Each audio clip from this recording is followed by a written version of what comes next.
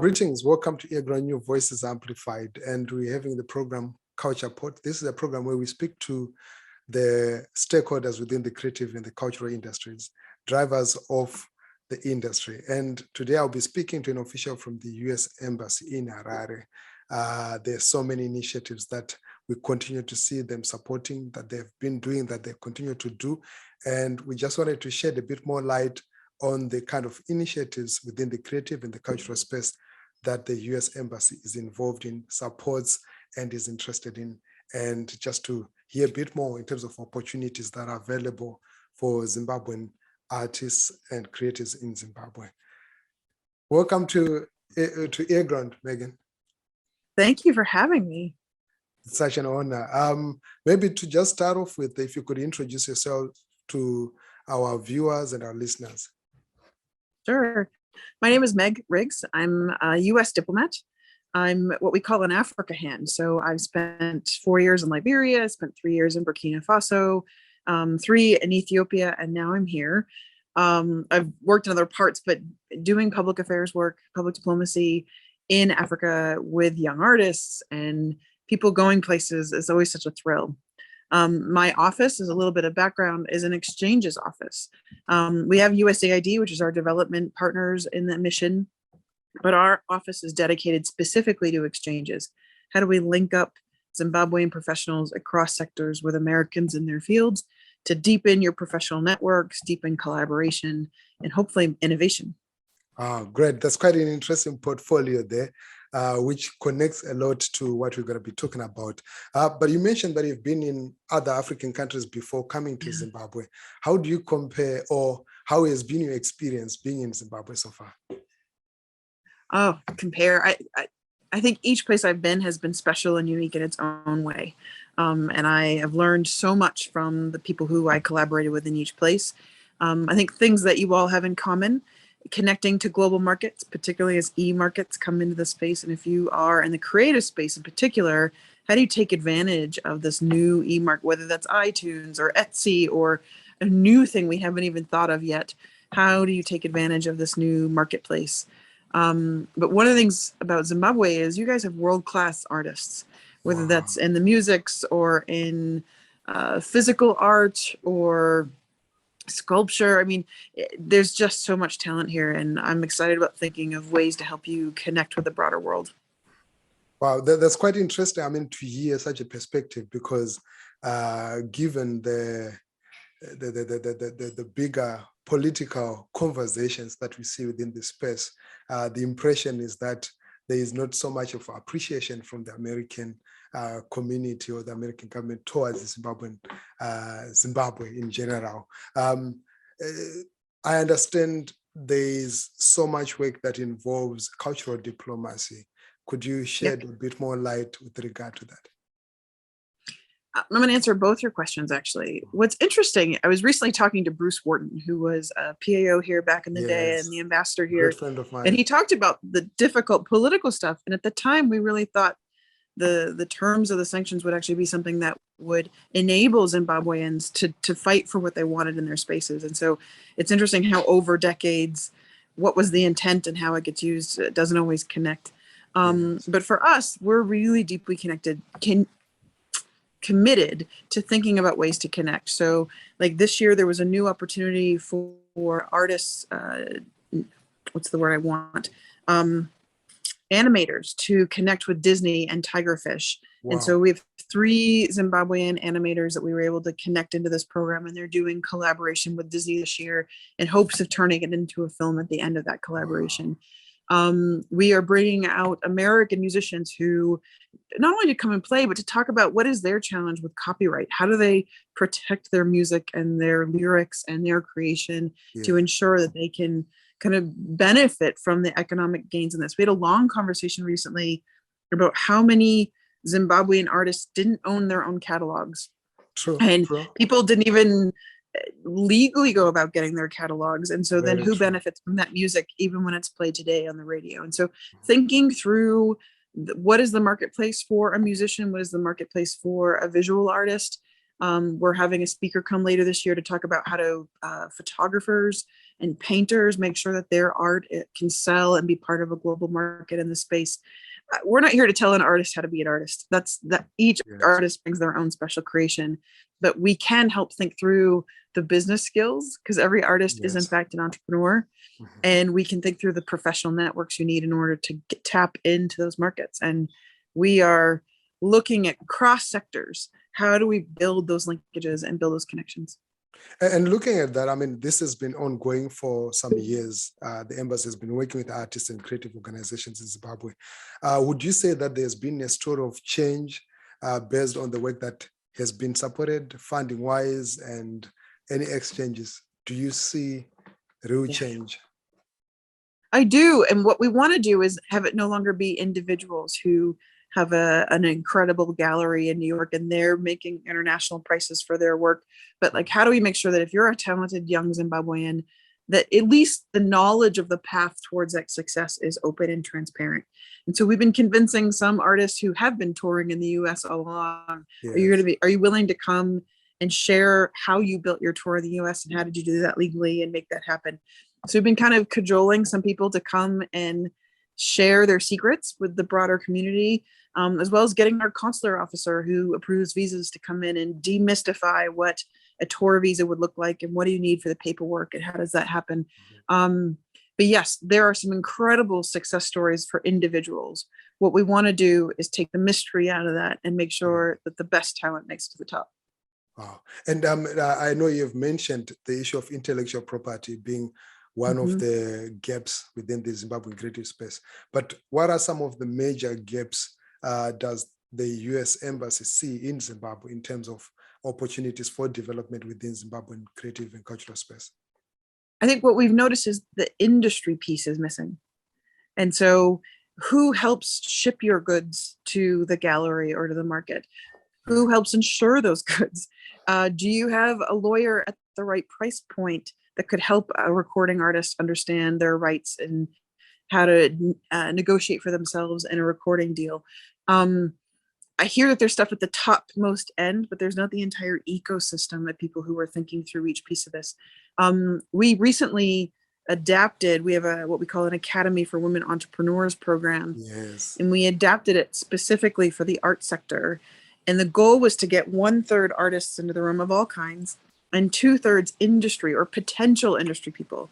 Are you already in a law firm and you haven't thought about what your firm could be offering for services to artists?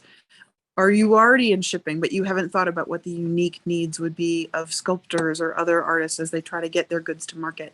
And so trying to get the industry that is there, but doesn't see the art sector as a client, to start realizing that there's a need for those services and build those relationships. And then connect them to Americans who are doing very similar services in the States. So you start, again, building those professional networks. Wow, that's quite commendable work there. But looking at the kind of support, I know you've mentioned technical support, you've mentioned support in terms of bringing professionals to Zimbabwe and also getting artists to get exposed to the creative industry, in the States. What other support does the US Embassy avail? I mean, grants, what sort of grants? Who has access or eligible for such kind of support? And for artists that are working not maybe in music or in fashion, like, is it open to everyone? Maybe if you could explain. Sure. Yeah. So the kind of biggest ethos in the United States is free, fair competition. So every time we offer up a grant idea, we place it on our website, and then it goes on to a global site called SAMS.gov, SAMS.gov. Yes. And so you could actually go into SAMS and say, is there an opportunity in Jamaica? Is there an opportunity in China? And so for those who know where to look, the global US government grant solicitations are through that whole one system. Everybody's there. And so each year we sit down and think, okay, what are the ideas that we're hearing? What kinds of grants would we like to see that come in and address these cool ideas? And then usually every January, February, we put out what we call a call or a notice of funding. And then anybody in Zimbabwe is eligible to apply for our notice of funding. And then it's competitive, the best ideas, who's got a thought budget, who's really thought what they want to do. And for our office, again, this is different than USAID, which does great development and training. Yeah. Ours is about exchange. So at the end of that grant, do the people who participated now have a deeper, more meaningful network with their American counterparts? And so that's the thing that people most struggle with is, and we've even helped connect people. Oh, you want to do a program in X, but you don't know the Americans who work in that space. Let's do some introductions. Let's build out those relationships. But again, ours is about exchange. Our office, if I'm allowed, I'm actually kind of proud of where our office came from. At the end of World War II, we had a US Senator named Fulbright who never wanted to see a World War III, which today seems even more relevant than ever before. Yeah. And he looked to see where you created peace and where you created real connection. And exchanges were his vision. And so he put 3 major pieces of legislation through, one of which created our office. Yes. And what he wanted to do was create the pathways for professional Zimbabweans to know their American counterparts, or the French to know their counterparts, or the Germans to know their counterparts. And so our office was created specifically for the networking. It's specifically in that belief of when the politics gets hard, like you said earlier, it's those people to people connections that get us through those tense moments. I know that person, they are a friend, they're a collaborator. I've partnered with them on X and Y. It's worth sitting back down, people human to human, and having that conversation. And so our office exists. We hope that there's skill transfer. We hope that there's collaboration and innovation. But if we haven't forged a new friend and a new network, then we actually haven't met the terms of our money. And you speak about your office there, and how accessible is that office? Say I'm not in Harare, I'm living, say, in another province within Zimbabwe. Do I have access to the same space, or there's a bit of privilege towards those that are within Harare?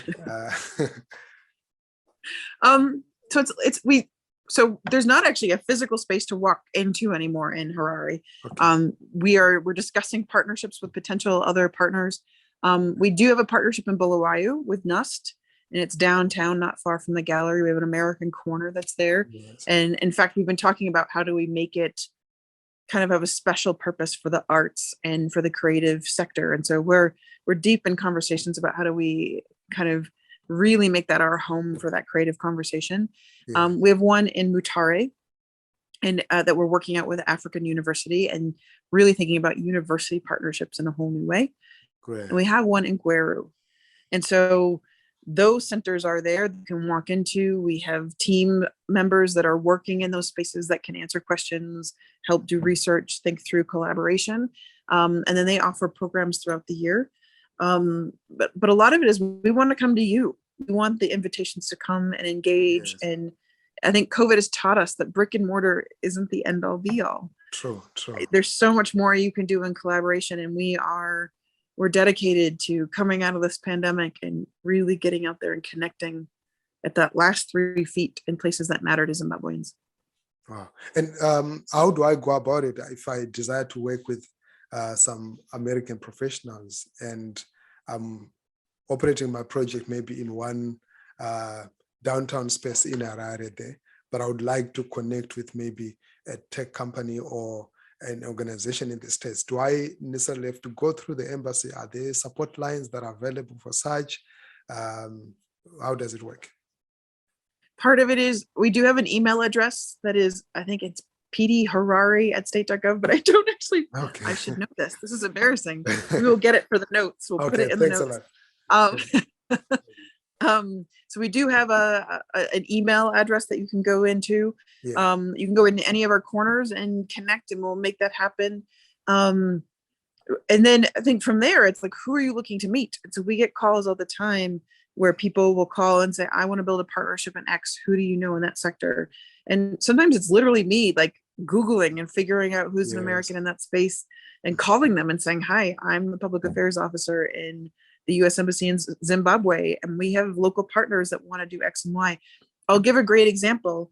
We saw in the newspapers that UCLA, which is University of California, Los Angeles, had received a huge foundation grant to help African museum collections digitize and archive with professional current standards their collections. And we knew that the museum system here had lost a bunch of its pieces and couldn't verify those pieces belonged to them. Yeah. And so we picked up the phone and called cold UCLA Fowler and said, hey, we saw you got a great foundation grant. Is Zimbabwe on your list? Could we connect you with people in Zimbabwe and have them be part of this project?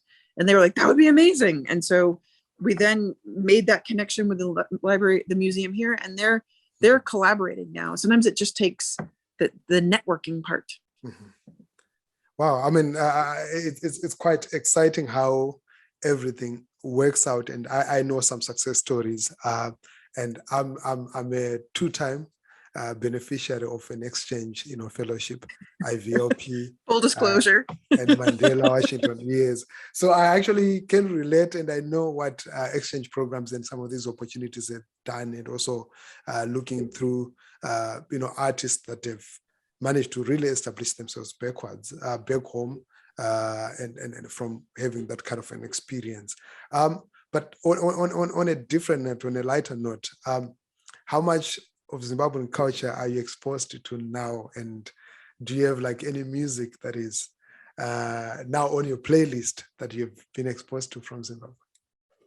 Absolutely. So art is many things here. I'm kind of mesmerized right now by the stone art, and not your kind of initial level in, but kind of looking at the more creative stuff, people who are kind of breaking from the traditional stuff, which is super interesting.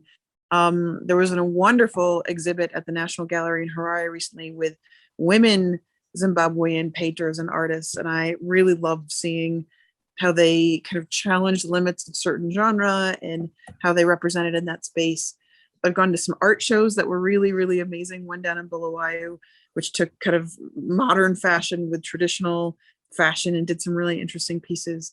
In the music space, I'm listening to, actually, every time I meet artists, like my first question is like, where do I buy your art? Partly it's to figure out, is that on iTunes? Do I need to buy a CD? Like, how does this work? And so kind of have them all in one playlist together. And so whenever I'm in the car or I'm cooking in the kitchen, I've got this kind of Zimbabwean artist playlist going through. Really enjoying Vira. I'm really enjoying Solution right now. Tandi is fantastic. Even some of the older artists like Man Friday. My kids always joke about, he has one song about kissing someone on an escalator at sunset, and I always have that kind of on, and my kids are like, that is such a weird song, but it gets stuck in your head. And so I've got this kind of broad mix, men, women, different genres. We had the immense pleasure of meeting Nadio just last week. Thoughtful philosopher. It was interesting to hear about how he makes his art, where the songs come from, how he puts them all together for the pieces that are there. I have just the utmost respect for what musicians and artists are doing in this space. And it feels like a privilege or this like honor to hold and reverence to even think about helping them network into the global economy and encourage them to share even with their colleagues where they've had success. How did you get that success? We were talking to a young filmmaker just this week who has found a French producer and is getting into some American festivals. And one of the questions I asked is, are you willing to share with other Zimbabweans how you did it? And he was, which just gives me more hope. And so thinking of ways to make those connections and make sure that it's open and transparent and may the best artist win, And I think the pie is much bigger than we think it is. And so how do we grow that pie? Wow. I mean, it's quite great, and it's encouraging because a couple of days ago, I was seeing the US ambassador with one of the fastest rising artists in Zimbabwe, Nati O, coming from Zimdanso. And I think for the culture and for a lot of young people that are making music from makeshift studios who are dreaming big, dreaming to become, stars on the global platform, this is sort of a lot of validation towards the work that they're making. Yeah. No, and he's deserved of all of his accolades. Great, great. Wow, thank you so much. It's been awesome. I know you're busy. I would have wanted to continue asking a lot of things, but I think definitely we've managed to cover some of the most essential questions that I had, but also from other people that were asking, and it brings a lot of clarity and opens a lot of possibilities in terms of what could actually happen, and opportunities for the artists. Thank you so much for taking. No, thank you. Always a pleasure, Platt. Great. So thank you so much there. I've been speaking to Meg Riggs, who works at the U.S. Embassy Public Affairs section in Harare. She was telling us about the amazing work that they're doing as an embassy, and also the opportunities that are available in terms of just the U.S.-Zimbabwe relations on a cultural level. Thank you so much. Stay tuned to earGROUND. Culture Pot is the platform. I'm out. earGROUND. New voices amplified. earGROUND. earGROUND. Keep your ears on the ground.